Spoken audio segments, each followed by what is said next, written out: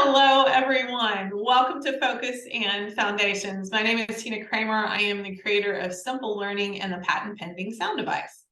And I am Kelley Phipps, and I own Empowering Minds. It is a facility that we work with adults and kids that have any number of learning or social issue that stems from disorientation. So today, Tina and I have been pondering this idea of masking and how it is manifested within the clients that we work with and within the typical population, and really, how does that relate to learning differences? So, Tina, you want to share with us what you've found out? So I consulted the expert, Google. I like that. I have a definition here. So the definition that I pulled up, it says masking is a word used to describe something seen in many individuals who have autism. When they learn, practice, and perform certain behaviors and suppress others in order to be more like the people around them. So my first thought was, we all do this. At least I know that I do. There have been times in my life that I've been in different situations and thought, okay, I need to bring this version, what in my mind is the best version of me. There's been some meetings, there's been some interviews that I've been on, and I definitely sat up a little bit straighter. I was a little bit more particular about my Southern accent that creeps out just every once in a while. And then I used, a different type of vocabulary than what is part of my normal day when I give you a call and go, hey, Kelley, how you doing? Right. So there's that we all do. Now, we're not talking about that. We're talking about the more. Yeah. Yeah, I would think definitely talking about the more, and yet relating it to that aspect that we all do. It's funny because as you were reading that definition, I'm sitting in my office that was painted this year. And you can tell in my office, those pieces of the walls around the windows that were masked, right? We call it masking. Yeah. And when you mask an area that you're going to paint, you do it so that the paint doesn't bleed over into the other part. And so that when you remove the mask, you can't see any marring, right? Any mistakes. You don't see any mistakes. So as I look in my office, and I think the people that work with me will get this, I can see the areas that were really well masked and the areas that weren't. And the areas that weren't well masked, you can see the mistakes, right? You can see the mistakes, which then either someone's going to be really bothered by that, and it will be something they can't handle, or they're going to go, okay, there's some mistakes. Oh, well, and they're going to move on and they're not going to worry about it. And so it's that kind of thing. I think that when we think about personal masking and then the more, that we don't want the outside world to see our perceived mistakes, the things that set us out so that we are seen as different than. Somehow we have this need to fit in and be just like everyone else. And to some extent, that is the truth for everyone, right? But especially for those of us that have learning differences, our differences sometimes are blaring, right? They sometimes, are like the streak against the white wall that people can definitely see. And our clients lots of times need to be able to disguise those, or they try to disguise them, right? But when we mask, what happens? Yeah, so it turns into a bit of a guessing game, and then it depends on the individual. what comes to the forefront of my mind, I had a client that I worked with that he would have had a formal diagnosis of ADHD. He was an adult. He had that story when he was in school, that he was never diagnosed with a learning difference. However, he was put in the special needs classes because he was behind. He was not liked by his peers. He talked about being very quiet. So he tried to stay quiet so people didn't notice him, because he had enough awareness that he knew that he was different. He knew that he wasn't liked, but he really didn't understand why. Then, of course, as he grew and as he developed and he went out into the world, he was still doing it. One of the reasons that he came to me, he said, when I go into a business meeting, I show up as the professional. And what he was doing was putting a tremendous amount of pressure on himself, because he did experience disorientations to the extent in a conversation, he would, he would just veer to the, just take off in the middle of the conversation. And so he would put a tremendous amount of pressure on himself when he was in a professional setting to hold that focus and hold that attention. He called it, that's my business persona, because I have to put it on. He literally would do that when he would tell me, he'd be like, I got to put that on when I go in. And the thing about that is, we understand why that happens. And then he came to me because when we started to really dig deep into it, there was so much pain, there was so much hurt, there was so much confusion around why did he need to do that. Yeah. And then that stems back to that story that he had, as a young man, young child, that there was something wrong with him. It's interesting because I think that we see this process across every situation that's out there, right? Every individual at times, like you said before, will mask. I think even of myself, it's actually kind of funny. My kids will say, Mom, you can tell when you're going to answer the phone. Okay. Because I take a deep breath and I smile and I say, hello, this is Kelley, right? And that's exactly what I do. And it's because I'm like, okay, you got to get yourself ready, because this is the place that you struggle, right? You have to be, those areas that are your strengths and your weaknesses. And just like your client that needed to hold it together. I see my students oftentimes, they have a behavior that they have at school, and then they have a behavior they have at home.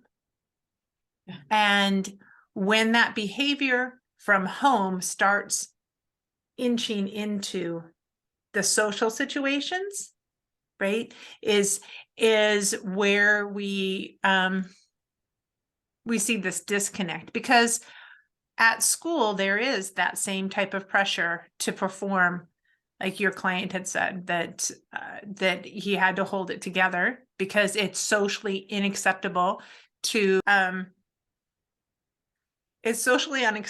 pick your nose.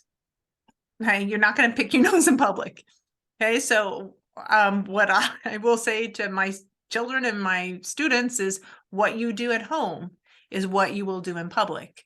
So practice at home what you want to happen in public. Well, oftentimes they take so much from what they're doing in public and they cannot maintain it at home. It's work. It's work to do what they're doing in public. Yeah. And they're tired. And so we wonder, why does my kid fall apart the minute they get home? Yeah. Right. I've put so much of my effort, or it's the same thing for me. Why do I lose it when I walk in the door? Lots of people, lots of adults that I know of, they might complain about their commute, but they need their commute because their commute allows them to put off all the pressure of the day, so that when they walk in the door, they are a person ready to take on the new role, right? At work, I'm teacher, or I'm professional. At home, I'm parent, or I'm spouse. And it's a whole different role. Yeah, absolutely. There was a particular young man, he would have been 7th grade. He was on the autism spectrum, and then he had an imaginary world. So again, one of the reasons that he came to me was when he was out recess, he actually did not interact with any of the other children. And if you saw him, he was doing motions and he was having a conversation, but he was totally into his imagination. So all of that was happening in his imagination, but he was working it out and actually acting it out on the playground. He had no interest in being around somebody else. Even that young man who really lacked awareness of how his actions were affecting others, and then the difference between that imagination and then, you know, the physical world and the mores and norms that govern, even that young man, when he would get home from school, would have to have that break. He would have to have that period of time, because even when that alternate world, the way that he experienced it, he still was aware of the fact that he was different. He was still aware of the fact that he was not accepted by his peers. And then him being able to come home and then just totally get away from all that outside stuff. Mhm. And then, so even when we talk about masking, there's so many different levels and there's so many different implications of it. But that young man, even in his lack of awareness, was still masking. Yeah. Yeah. Yeah, exactly. And it takes such effort to be something other than who we are meant to be, right? So when I sit down with any student, but especially one that is very much on the ADD spectrum and or the autism spectrum, the very first thing that we talk about is that we have a need to be who and what we are meant to be. That there is that desire within all of us to be who and what we are meant to be. And we have to be free enough to do that. And so usually what I tell my clients is that my job is to help you to be who and you what you are meant to be. It's not my job to change you. It's not my job to do anything but to allow you to be able to be. And that is just like, it's like you see this just that falls off of them at that point. And then we just start from ground zero. But they have to, each of them have to recognize in this process of what is it that makes them tick, one, and then two, what makes them tick might also be what disorients them, so that they know when they need to turn that off. If they want to be that individual that gets along in the group, or if they want to be that individual that can listen and focus, what of their essence, I guess, do they need to know how to control? Not to get rid of it, but just simply control it so that it doesn't have the negative piece to it. And they see the positive instead. And it's really, really fun when you get there, right? It Yeah. really is. It's exciting. So when I have a client that is dealing with that masking, there's a process that I take them through. It's actually an internalization, because at the end of the day, we can only be who we are. So what I get them to realize when they're masking, that's actually them. Mhm. Now, I also honor the thing that they're struggling with that causes them to think that they're acting.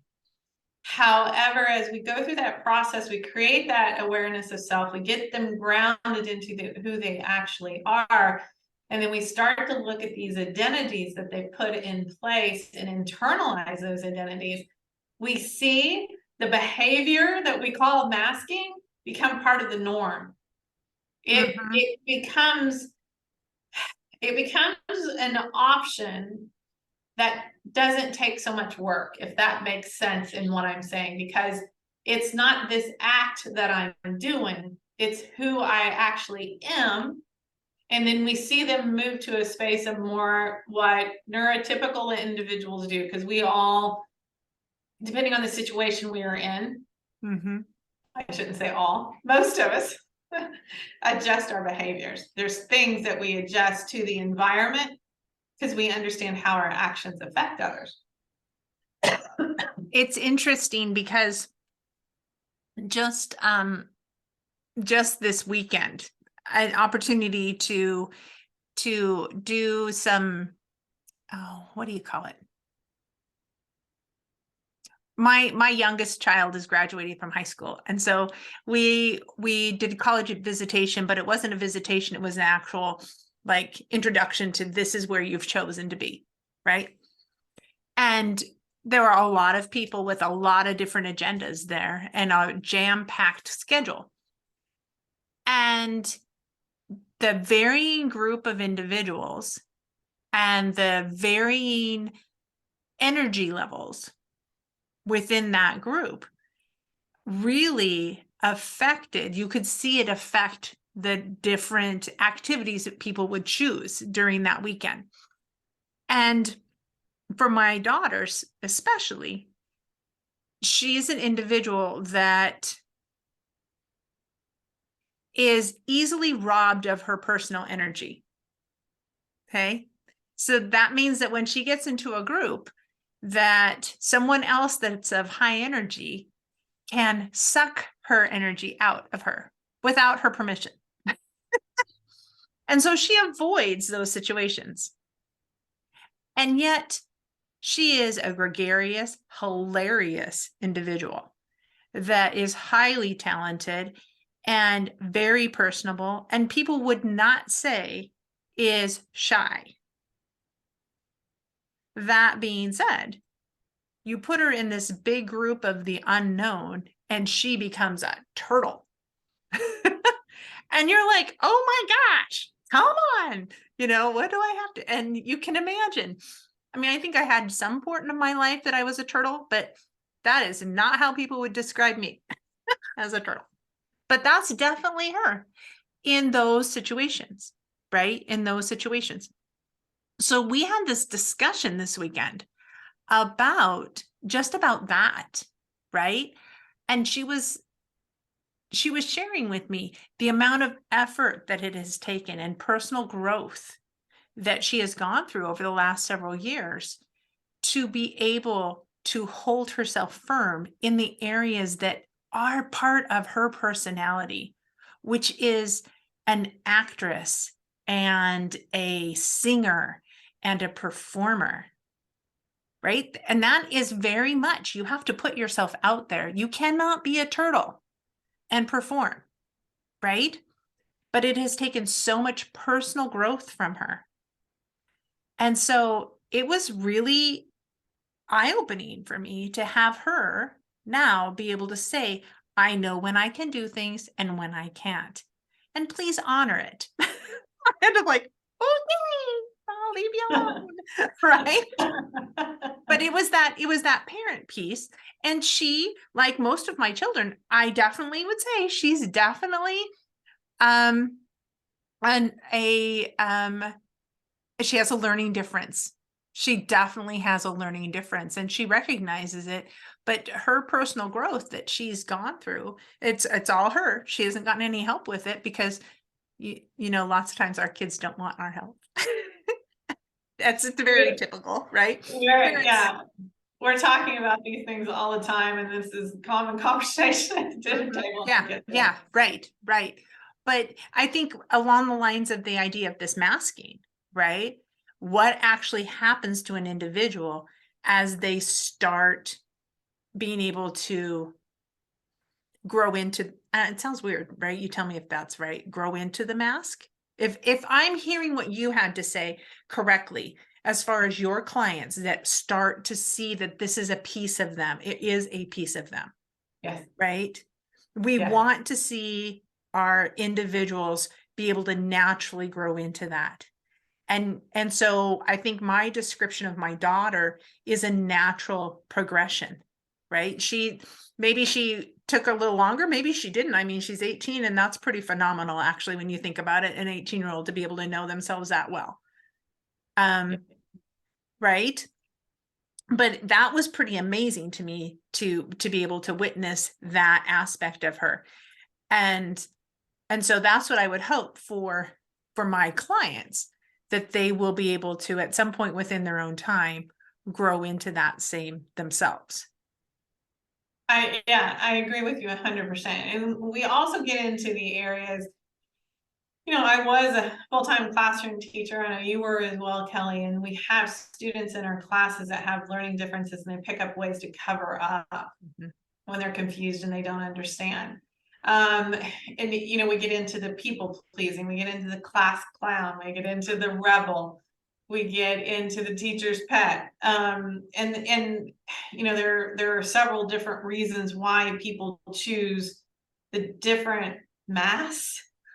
Yeah. However, almost always for students, there's a cover up going on. They don't want you to know the challenges that they're experiencing. And we just see that, and we all want to be accepted, we all want to be liked. That's part of being human. And then we pick up on the fact that we are different, and we're running in the fear of, well, we're not going to be liked. So then you see a shift there.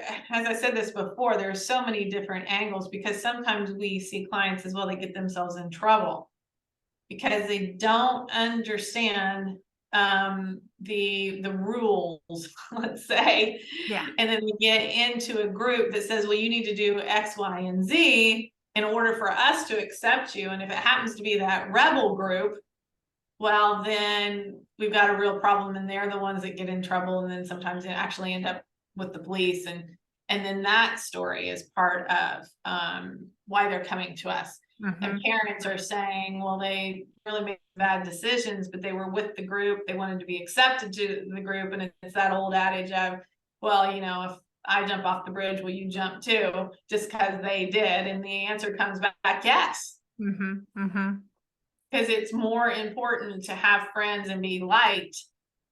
And then that confusion of, well, what's this going to get me? What's going to be the effect of these actions? And then they're not able to think through to that place. Right. Oh, it's interesting, because I think too about those individuals who are so unaware of their own personal energy that just in and of themselves, they become the energy sucker when they enter into the group, right? That they, that people, they don't understand why people avoid them. And it's because they have so much personal energy that when they enter in, then the whole, people get overwhelmed by them, right? And it's from being unaware of where their personal, well, I say energy, but I'm thinking their own speed, right? There's that disconnect. But again, that goes back to a learning difference, and them trying to be something that they are, but they aren't in the group. I was going to say, because oftentimes we have a learning difference, an incredibly fast mind. We've touched on this in some of our other conversations that we've actually had, but their minds are going so fast. So sometimes they even have a student that they don't talk in complete sentences. They'll leave words out because their minds are going so fast. Right. So if you've got a mind that's going that fast, sometimes you have an energy that is that high to go along with that mind. Right. So then they come into a group of the peers, and they come into friends, and then they're just overwhelming because they're la la la la, and I'm trying to kind of do it just a little bit. Right. That speed and that intensity and that sometimes personal space is it's off where they actually are versus where they think they are, and then they get too close, they're too in the face, Yeah. 100%. there's a lot that we learn just from personal experiences and having an awareness of self. That awareness of self, all these little things that we're discussing, it happens from the life experiences. If you have a learning difference, sometimes it doesn't. Mm-hmm. Right. The normal world, I don't like that word, but the normal world then looks at us like we're strange because they don't understand what's happening for us. We don't understand what's happening for them. And then it just ends up being a self-esteem issue. It ends up them coming home and knowing that they're not liked and they don't know why they're not liked.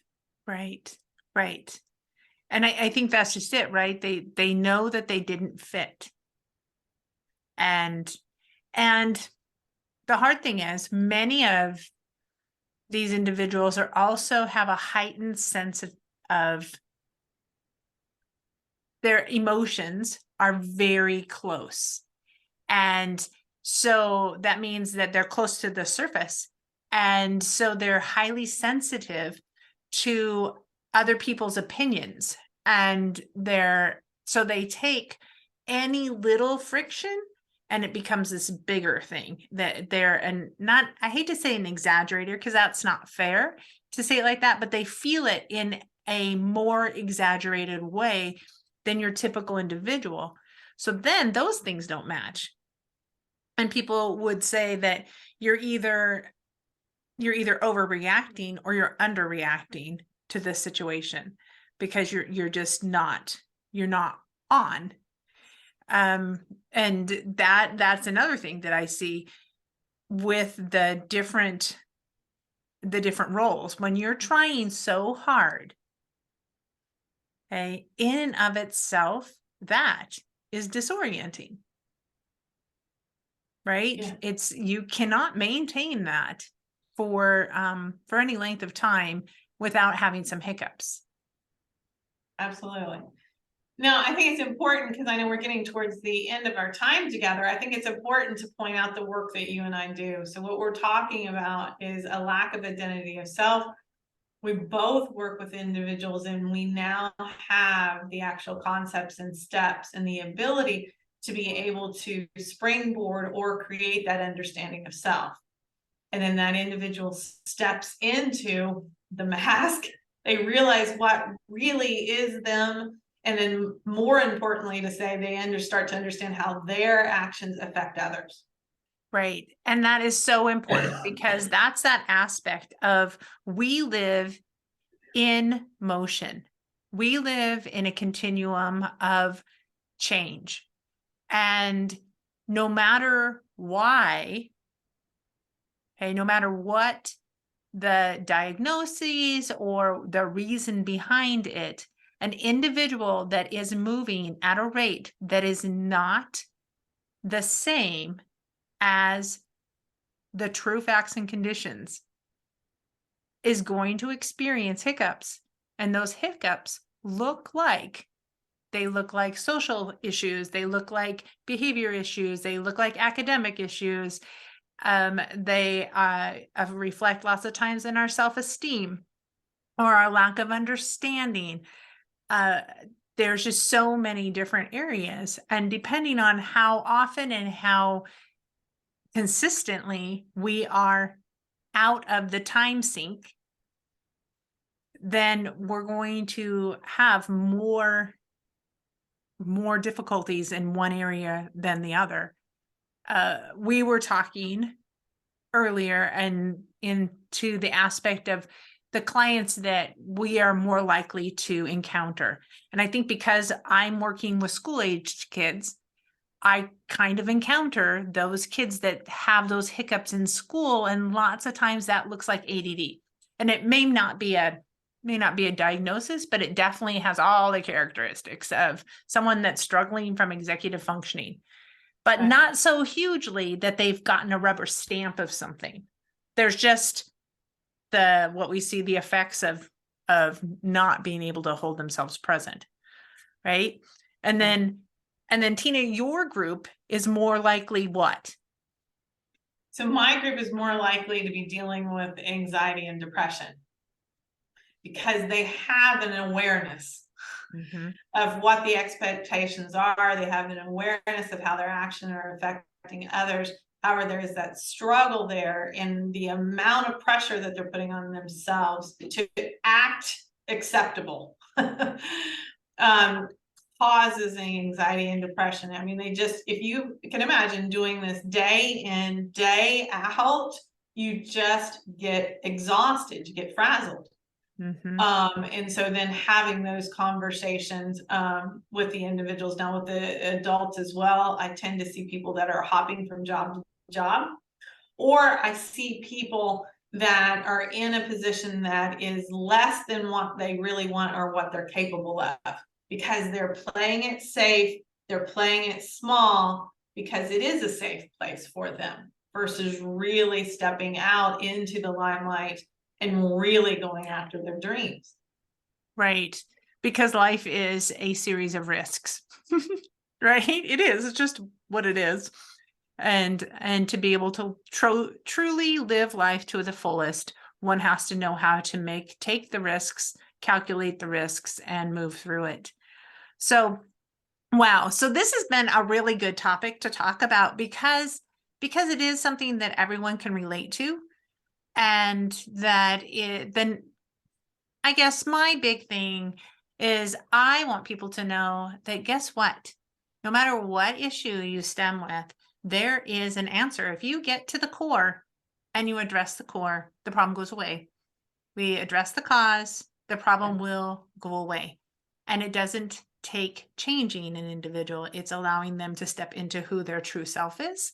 And so I'm just so thankful to get to work with you, Tina, because I just love to watch what you do for the people that you encounter and that follow your process. It truly is phenomenal. It's so exciting. Oh, thank you. I think, yes, our work, I mean, we definitely complement each other. We cover all ages. Right. And all aspects. Yeah, absolutely. Oh. So this has been a Focus in Foundations. My name is Tina Kramer. I'm the creator of Simple Learning and the patent pending sound device. And I'm Kelley Phipps with Empowering Minds. We thank you for joining us. And as always, if you have questions, please reach out to us. Our contact information is in the discussion bar. And if you found this value, please like it, share it, and join us again.